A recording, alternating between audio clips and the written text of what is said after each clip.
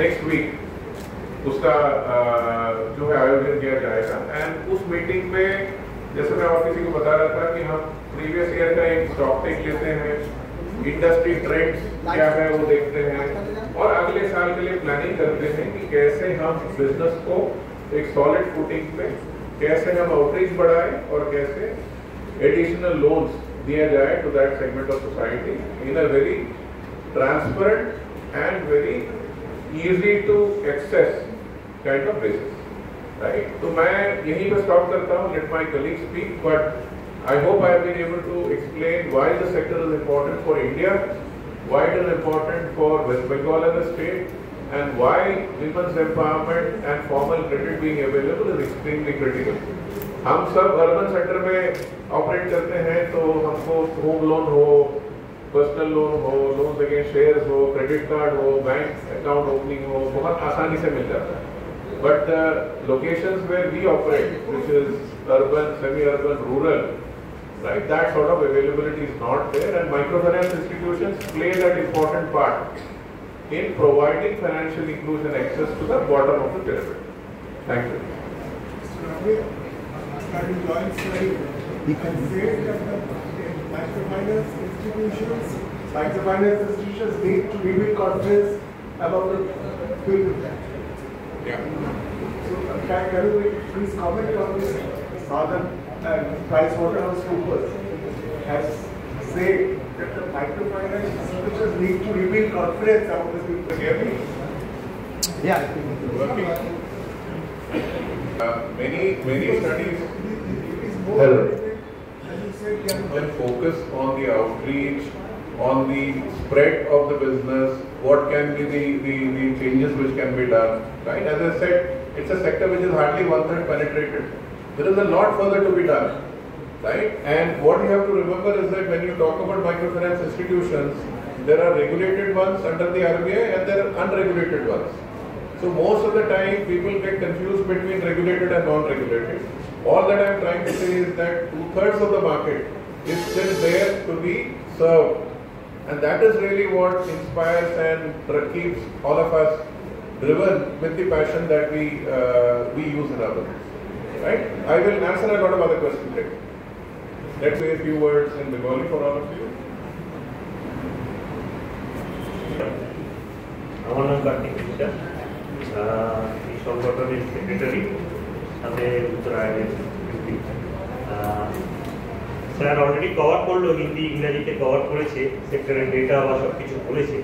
তো এখানে একটা গুরুত্বপূর্ণ ব্যাপার যেটা বলেছে যে আমাদের গত ফাইন্যান্সিয়াল ইয়ারে যেখানে আমরা দাঁড়িয়েছিলাম পুরো সেক্টর, সেখান থেকে কিছুটা ড্রপ হচ্ছে।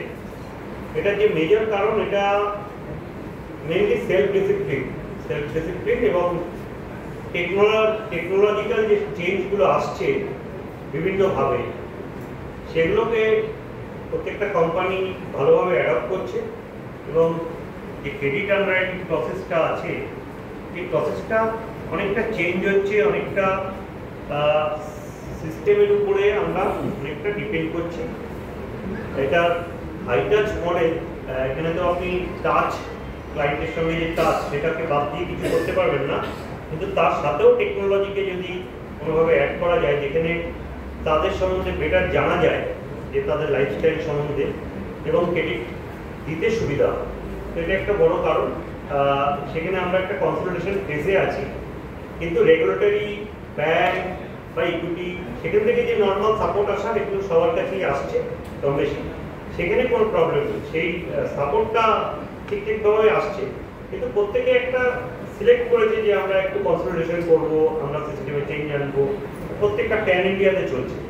তো আমার মনে হয় এটা নেক্সট এফওয়াইতে আবার আমরা যেরকম গ্রোথ ট্র্যাকে ছিলাম, সেই গ্রোথ ট্র্যাকে সবাই ফিরবে নেক্সট এফওয়াই প্রথম থেকে।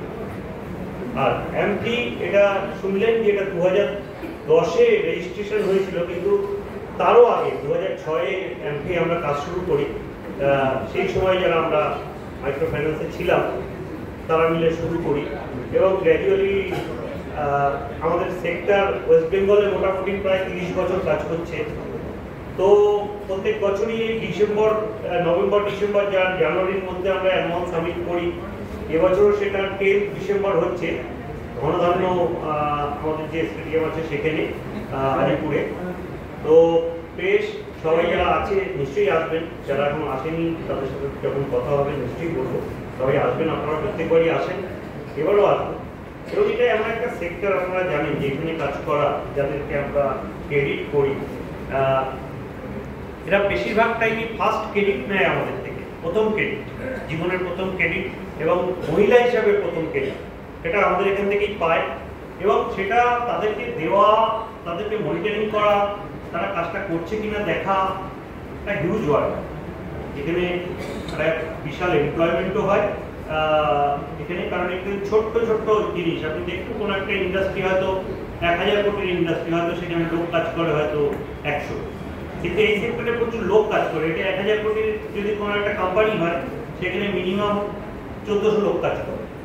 তো এমপ্লয়মেন্টের এখানে একটা হিউজ অপরচুনিটি রয়েছে এবং এই এমপ্লয়মেন্টটা মূলত জেনারেট হয় গ্রাম থেকেই, যাদেরকে আমরা মূলত মাধ্যমিক পাস বা এইচএস পাস তাদেরকে ট্রেনিংয়ের মাধ্যমে উঠে আনা হয়। এবং সেখানে চান্সটা সব থেকে বেশি পায় যারা আমাদের ক্লায়েন্ট, তাদের যারা ছেলেমেয়ে যারা আমাদের থেকে লোন নিয়ে সাকসেসফুলি কিছু করেছে এবং তাদের যে ছেলেমেয়েরা, তারাই কিন্তু আমাদের সেক্টরে কাজ করছে, আমাদের কোম্পানিতে কাজ করছে। যে সে কিন্তু যদি একটা বড় কোনো সাকসেসফুল কিছু করতে পারে, যেখানে তার বড় ক্রেডিট নিড, সে কিন্তু ব্যাংকের কাছে যেতে পারছে।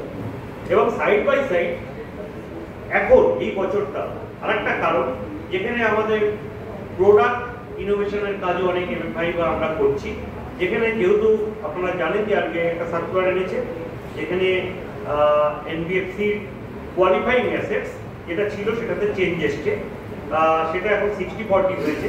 তো কোয়ালিফাইং অ্যাসেটস চেঞ্জ হওয়ার পরে আমাদের কাছে অপরচুনিটি, মাইক্রো ফাইন্যান্স ছাড়াও আমরা অনেক কিছু তাদেরকে প্রোভাইড করতে পারি যে নিডগুলো তাদের আছে।